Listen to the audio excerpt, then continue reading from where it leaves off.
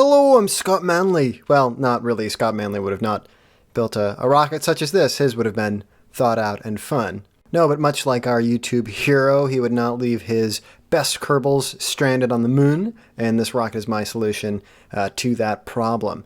So this is my Mun Rescue ship, and this is Kerbal Space Program .22, which is a very important addition to the game because before .22 the game was just a sandbox, and now 22 puts you in a box. As you know, you have a tech tree where you have to unlock parts to build better rockets, which for me is pretty great because I started playing the game and just decided to put orange tanks on everything and build the biggest, ugliest, heaviest, craziest rocket I could build. And now I have a challenge. I'm put into a box. I have to be more creative to do things. So I'm not at the point in the game yet where I have the 3-man or 2-man capsules. I just have these triangular, I don't even know the name of the parts. That's pretty awful for me. But these triangular 1-man capsules. So I had to engineer a solution to rescue Bill and Jeb, who are stuck on the moon. They've been there for days. And someone, I believe it's Henley Kerman. Bill was Bill or Bob, one of the B's was unavailable, so we sent up Don Henley Kerman. That's what we're calling him these days. So here we are in our rocket, burning towards the moon. Well, prograde towards the moon, slinging around to grab it. Fiercely plotting my maneuver nodes. Obviously, this is post-commentary. If I was trying to do commentary as I was playing, I get in the zone with this game, and it just would be ridiculous. I want to take a moment and talk about my design here. So I wanted a lander that could separate from the main capsule because it was just hard with the original craft they got stuck on to get back into orbit. So I figured a lander design would be the best, but trying to balance the capsules in a straight line didn't seem to work out to be the best, so I had to save up some science to get a probe body that I could stick on top, aside from that Sputnik-like probe, which just wasn't having it. So what'll happen is that after we get our circularizing burn here, we will separate out our parked orbiting return vehicle, and we'll have our lander go on down, and then when the lander goes back up, we will detach the 2 capsules and dock them back to the orbital return vehicle. We should check in with Bill and Jeb, who are stuck on the surface in their awkwardly nose-to-nose capsule ship, and now we're going to have to wait for our crazy orbit to sync up with where they are on the moon, so we can get a good, efficient landing. Landings are not my forte.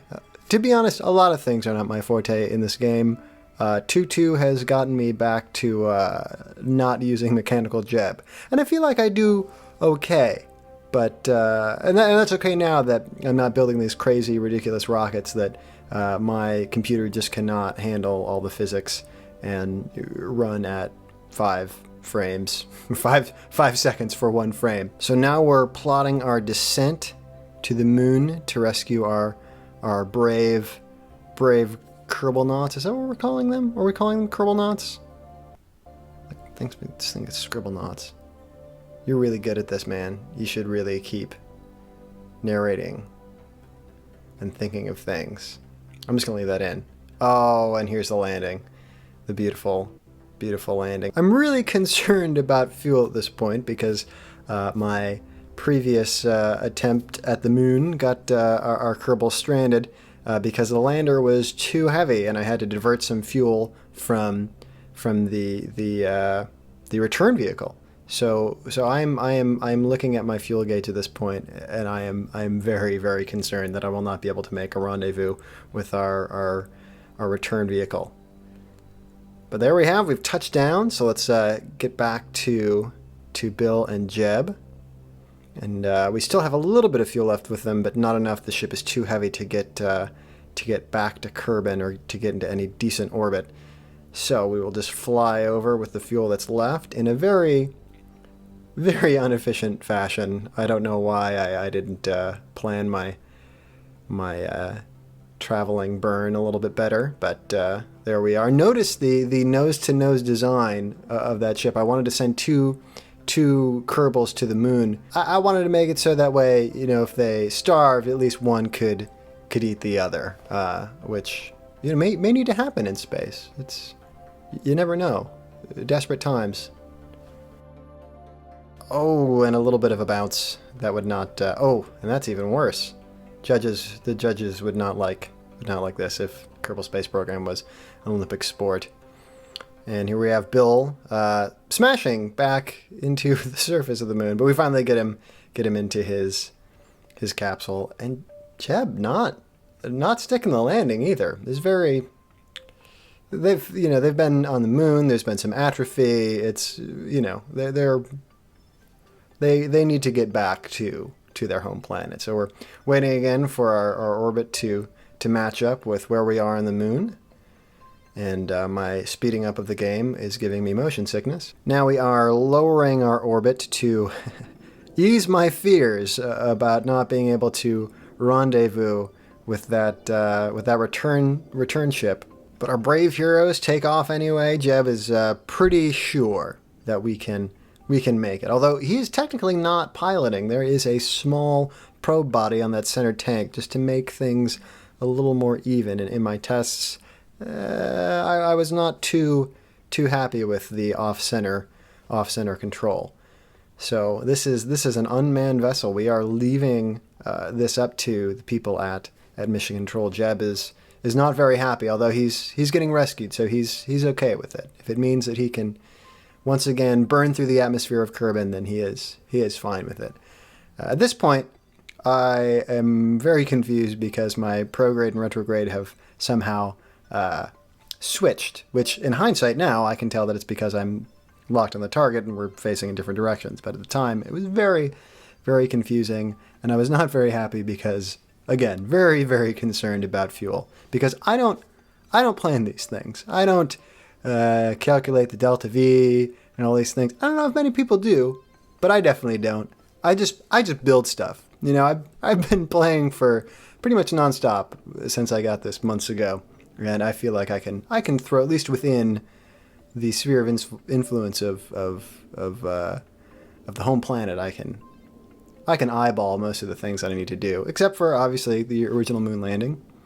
But I'm using parts I'm unfamiliar with. It's all right. We'll grab a little more science. This is 2-2 after all.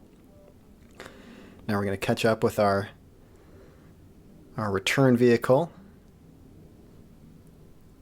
This is my way of matching up with the ship. I think that this is what people do. I don't know.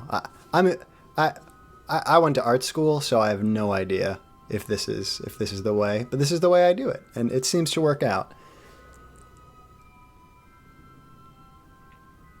Just awkwardly trying to get us in position. Still even having the landing gear down. This is bad form. If Jeb were flying, we would have the landing gear. Up. So now we're going to detach and try and dock. The amazing thing about this, usually when I dock, I'm docking pretty large vehicles in comparison to these capsules with a few solar panels and a few RCS thrusters. So this was going incredibly fast for me and was very hard to control at first. And then I slowly started to get the hang of it. No, I am using the docking controls at this point. I think I switch over because I need to change my angle there. A little bit of the ROM. Is that ROM Farah that does the docking camera? I don't know. See, Scott Manley is very good at knowing what he's using, and this is somebody's docking cam. I don't know, but we slowly get there. A little jiggling, and we're on. Next for Bill. I should have pointed the other vehicle around, so that way it was, in a better position for him. But I like to make things interesting. Slowly lining it up. I feel like I've run out of things to talk about. I can give a play-by-play. I don't know. I just want to say that .22 is a fantastic release because I normally I skip a lot of these parts. I didn't even think about them, and now I'm using things that I never used before, and solving things in a very different way. And I think that's really important. Perhaps a bit of a life lesson for all of us. If we feel that we're stagnating, just put yourself in a box. Give yourself some limitations, and you might come up with something different. So that's me being a little philosophical in my Kerbal Space program. I don't think it's too out of the question to be philosophical while we're thinking about these celestial, but you're just full of crap, man. Jeb decided that he's been on the moon too long and that we're not going to do any sort of aero capture or aero braking.